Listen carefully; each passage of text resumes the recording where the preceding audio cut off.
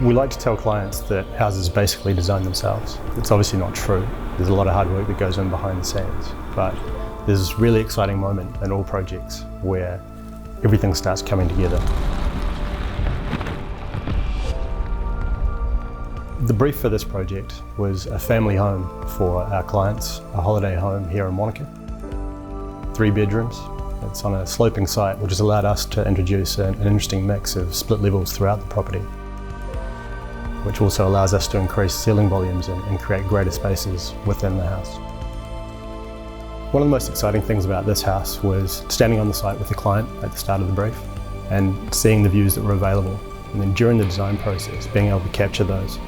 So each room has its own unique outlook to the beautiful scenery beyond, and the whole house is effectively 1 room deep, so we've got these incredible views from almost every room in the house, specifically framed by the architecture. In this house, obviously, we've gone for a huge amount of glass to the north and the west. So the thermal performance of this home is really quite extraordinary. We've used high-performance SIPS panels for the roof. We've got a thermally broken and insulated floor slab. And then we have the amazing triple glazed windows. The sliding doors are actually much more than that. The sliding or moving walls that allow us to open up the space entirely, connecting the interiors to the exteriors. As part of the design of the outdoor room, we've incorporated retractable roller blinds that allow us to prevent the wind and also some daylight in the late evening hours when the clients are entertaining in that space.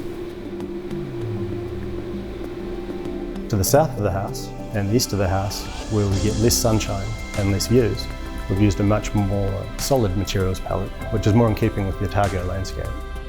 So we have beautiful, rich cedar cladding, Corten steel, and materials that will weather and patina well with time. So in this environment, we've used quite a strong materials palette: timber floors, granite benches, stone for the chimney, and even some steel with beeswax finish to the interior. Again, quite strong, but sitting well within this landscape. There's no one standout feature for us in this house. I think for us as a practice, we're particularly proud of the fact that we've managed to achieve a very high performance external envelope without having to sacrifice any of the architecture.